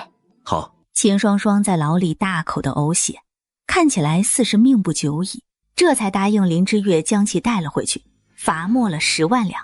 双双，我这就去为你请大夫。侯爷，我没事。我听闻侯爷出事，在牢里担心不已，这才会吐血。是不是双双连累你了？此事不怪你，得要怪宋若真那个小肚鸡肠的女人，她容不下你，更想要毁了你我。知月，府里一共就这么点银子，你还将这小贱人赎回来干什么呀？她就是个没人要的赔钱货。母亲，双双终究是我夫人，即便秦将军他们不愿理会，我也不能眼睁睁地看着她病死在狱中。你是要为了这个女人将家里彻底败了你才甘心啊？知月，我知道此次的事都是我的错，你别担心，800万两银子我有办法。双双，你说有办法？带我休息一晚，明日我便带你去拿银子。婆母，您应该不介意吧？那你今晚便好好休息，若真能解决此事就好。双双，你说的可是真的？皇上下了令，若不尽快将银子还了，到时候连伯爵之位都保不住了。自然是真的，我知晓有个地方藏了银子，里边的银子不光可以还债，还能将侯府重新修缮一番，绝不会让任何人看轻你。秦双双笑容得意，他记得前世这时候有个贪官被抄家，其中部分家当就藏在外边。双双，你可真解了我的燃眉之急啊！都怪我连累了你。原以为宋姑娘是大家闺秀，应当能接纳我，却没想到她竟会这么心狠。她本就心胸狭窄，哪里像你这般温柔识礼，简直连给你提鞋都不配。明日让我大哥来一趟，我有话要对他说。秦向恒，诗月，我大哥此次冲为定会高中，到时候你们在官场上相互提携，仕途也会更顺遂。不如就趁着明日化干戈为玉帛。皇宫御书房，春闱即将开始。朕听闻皇城已经来了不少举子，最近很是热闹啊。丞相和夫子可有看中的人才？近日微臣听到了几篇极好的文章，写出此文章之人是个人才，故而特意让人抄录了下来。皇上瞧瞧。的确是好文章，才华横溢，此次春闱应当有他的姓名。这名举子叫什么名字啊？回皇上，正是国子监的秦向恒，想必魏夫子也很清楚。皇上，能否将文章给微臣一看？这实在犹如斯文。魏夫子，此话是何意啊？这根本就不是秦向恒所作，而是出自宋义安之手。皇上自然听过宋义安的名字，也知晓其才学。魏夫子，你是说这文章乃是宋义安所作，此人偷了他的文章？皇上，微臣前2日递的请安折子，您怕是还没看吧？一旁的大太监连忙从一侧的请安折子里找出魏夫子所写。皇上打开一看，便看见了里边的文章，果真一模一样。这是宋义安前些日子派人送来的，说是双目失明前所作，知晓微臣惋惜他的才学，特意送了过来。微臣觉得这文章写的实在不错，这才呈给皇上一看，没想到秦向恒竟将这文章占为己有。魏夫子一直很看好宋义安。宋义安虽有才华，但十分低调，往日所做的文章也从未这般大肆宣扬，这次显然是有人想要借此出名。那此人行径实在是太可恨了，简直枉为读书人，立刻给朕处置了。皇上，秦向恒乃是秦将军的儿子，如今皇城正是举子齐聚，施展才华的好时候。若现在处置秦向恒，调查和公布都得走流程，需要时间，更容易让人趁机造谣，搞得人心惶惶，未必有利啊。皇上，此刻的确不是最好的时候，那便待春闱之后再发落。你二人不可泄露出去，朕倒是要看看他还能翻出什么风浪来。丞相和魏夫子默默为秦将军捏了一把冷汗，有这样的儿子，真是冤孽啊！天朗气清，阳光明媚。当宋若真和宋义安抵达时，徐和安几人都已经到了，只不过意料之外的多了一人，云溪婉。我都说了不要他来，他偏偏要跟来。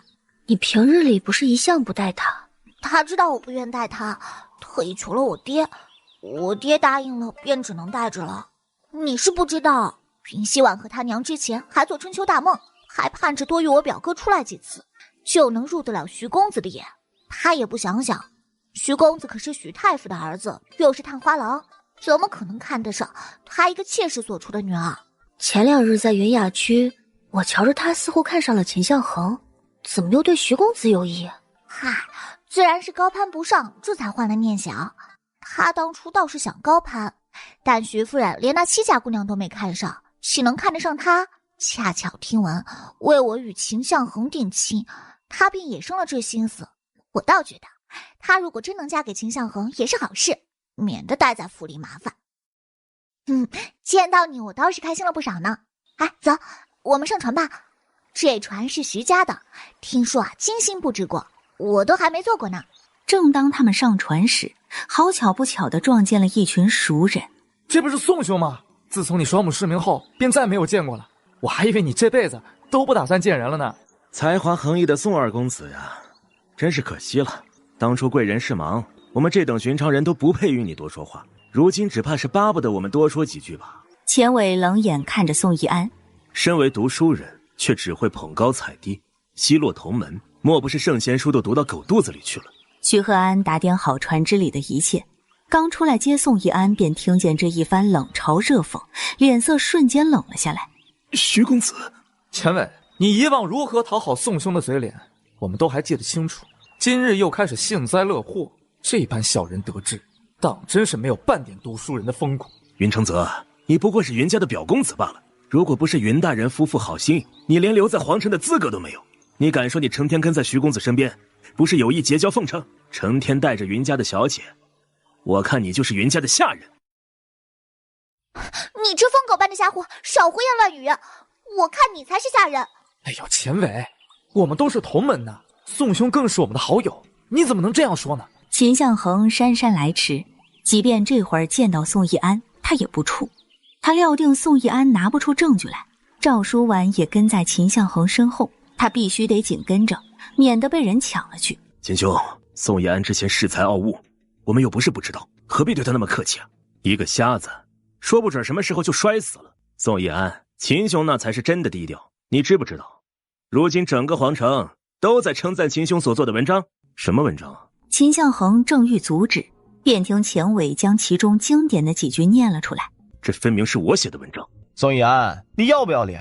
这分明就是秦兄做的文章，我们亲眼看着秦兄写出来的，你还想冒认？就是，我们大家都亲眼看着，你难道要说秦兄将你的文章背下来之后再写的？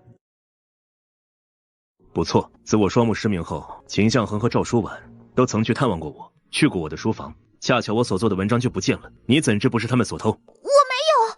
书婉，你怎么也在这儿？赵书婉求助地看向秦向恒。一安，我知道你习惯了一向居我之上，我也并非是贪图虚名之人，所以任由你出风头，也从未有过相争的念头。可你如今竟污蔑我偷你文章，实在是太过分了。我过分？文章本就是我所作，你是什么水平，夫子再清楚不过，何须辩驳？你不过是仗着家世比我好，夫子对你另眼相看罢了。宋一安，有本事你就参加春闱，拿真本事说话呀，否则你再污蔑我，别怪我不念及同袍之情，送你去坐牢。秦向恒，你是什么水准我们都清楚，此事我们迟早会拿出证据，到时候不如你自己向天下人解释。如今大家有多称赞你的经世才学，被揭穿时就会多遭人唾弃。欲加之罪，何患无辞？我懒得理会你们。我也是亲眼见着秦公子将诗句写出来的，这其中会不会有误会啊？你不是对秦向恒有意吗？为何不和他们在一起，反倒要留在我们这里啊？他下意识地看了眼徐鹤安，其实他远比秦向恒更英俊，也更有才华。我想留在这儿，不行吗？相比于宋若真等人的平静，秦向恒一行人在船上可就吵闹多了。向恒，你脾气实在太好了，要我说，何必跟宋一安客气啊？以前他的确是了不起，可现在他算什么东西？以往人人都追捧他，如今失势，又眼见着好友抢了他的风头，可不就想歪了吗？我之前就听人说过，赵姑娘，幸亏你退了亲呐，否则真嫁过去，后果不堪设想。我当初也是年纪小不懂事，觉得宋一安满腹才华，是个好人。可你们是不知道，他私下里凶戾暴躁，更是会动手打人。我为了他的名声不敢往外多说，却没想到今日反被他们冤枉。啊，竟还有这种事啊！秦向恒命人拿来了酒菜，就在这船上高谈阔论，好不畅快。直到赵书婉准备去如厕时，忽地被秦向恒拉到了一旁的厢房里。快，让我快活！当初他在宋一安身边只能当个陪衬，根本没人注意到他，唯有得到赵书婉时，心里才感到一丝畅快。秦兄怎么还没回来啊？如厕要这么久？要我说呀，宋家当真是狠毒，不光是宋一安，你们瞧见那宋姑娘没？林之月不过是想要迎娶秦兄的妹妹进门，他便当场拒婚，还告到御前，害得林之月丢了侯爵之位，就连秦姑娘都蹲了大牢。你们说，这样的女人是不是蛇蝎心肠？要我说，这样的人就不该活着，不如死了算了。钱伟越说越是气愤，眼见着天色已经暗了下来，忽地心生一计，他掏出怀里的火折子往对边的船上扔了过去。宋姑娘，天色暗了，你还在看湖景啊？我在看人作死。夜里凉，船上风又大，还是多穿件衣裳，免得感染风寒。劳烦徐公子进去帮我拿件衣裳来。宋若真掐指一算，时间差不多了，便随口找了个由头将徐鹤安支开。男子这才刚转过头，对边的火折子便已经扔了过来。宋若真眉眼一冷，抬脚便将火折子踢了回去。原本今日是宋义安的劫，因为他双目失明又不会游泳，今日他宋若真在，便不是宋义安的劫，而是这群混蛋的劫。钱伟在扔出火折子之后过于激动，不慎打翻了桌上的酒水。正当众人叫嚣着罚他喝酒赔罪时，就见到那火折子出现在了他们的桌上。哗的一声，整个桌面瞬间燃烧起来。着火了，快跑啊！夜晚的风助长了火势，不过短短时间，众人便惊慌失措地跳下了水。正在风流快活的秦向恒正处于关键时刻，忽然听见混乱的声也变了脸色，双手死死抓着赵书婉的腰，难以松手。向恒哥哥，快，我们快走，再不走就来不及了。火舌席卷而来，着火了！他们的船好端端，怎么着火了？这算不算是恶有恶报啊？快点去救人啊！我记得秦公子不会水的，宋姑娘，你不是会游泳吗？哪来这么大的脸？云溪婉，你在说什么胡话？若真是姑娘家，男女授受不亲，传出去坏了名节怎么办啊？这不是因为表哥和徐公子都不会水吗？你这么想救，你自己怎么不救啊？说不定你救了之后就能嫁给秦向恒了呢。云溪婉在听见这话后倒像是听了进去，她若真救了秦向恒，那便是她的救命恩人。下一刹，趁着大家不注意跳下了水，